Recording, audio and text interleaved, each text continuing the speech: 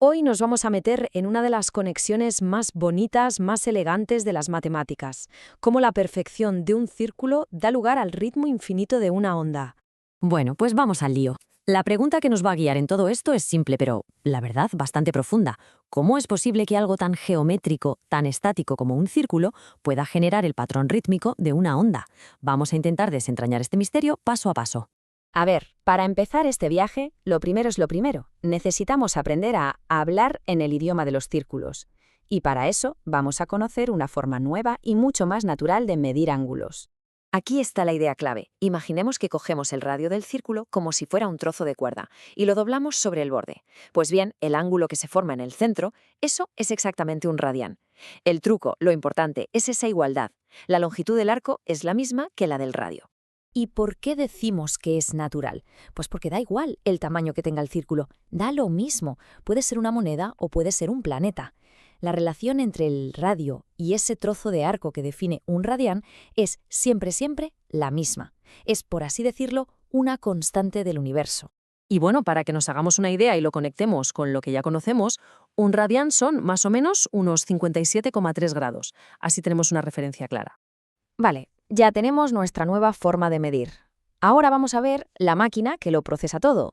Vamos a conocer el círculo unitario, que va a ser como nuestro motor para generar los valores que buscamos. La definición es muy sencilla, pero es que aquí está toda la clave. El círculo unitario tiene dos características que son vitales. La primera, que su centro está justo en el origen de coordenadas, en el 0,0. Y la segunda, y la más importante, es que su radio mide exactamente 1, ni más ni menos, 1. Y que el radio sea 1. Esto lo cambia absolutamente todo. ¿Por qué? Porque normalmente para calcular el seno y el coseno hay que hacer divisiones, pero si el radio, que es por lo que dividimos, vale 1, la división desaparece.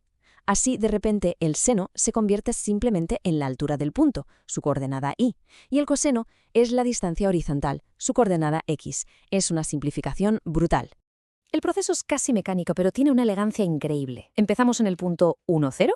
Giramos el ángulo que queramos, nos paramos en el borde y simplemente leemos las coordenadas de ese punto. La coordenada x es el coseno de ese ángulo y la coordenada y es el seno. Así de fácil. O sea, para que quede clarísimo, para que se nos grabe a fuego. Seno es vertical, es la altura, es la coordenada y. Y el coseno es horizontal, es el avance, la coordenada x. Son simplemente las dos dimensiones del movimiento en el círculo. De acuerdo. Ya tenemos la teoría.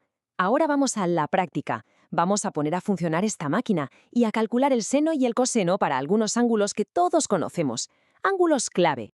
Pensemos un segundo. Si empezamos en el punto de la derecha del todo y giramos un cuarto de vuelta hasta llegar arriba del todo, ¿en qué punto del plano cartesiano estamos? ¿Cuáles son sus coordenadas? Pues claro, estamos en el punto 0,1. No nos hemos movido ni a la derecha ni a la izquierda del centro, así que la coordenada x es 0. Eso significa que el coseno de 90 grados es 0.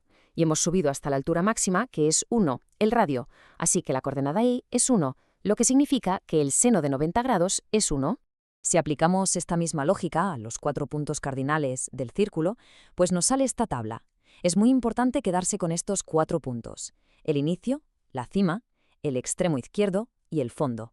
Van a ser los pilares sobre los que vamos a construir nuestra onda. Y ahora sí, llegamos al momento crucial, el momento de la revelación.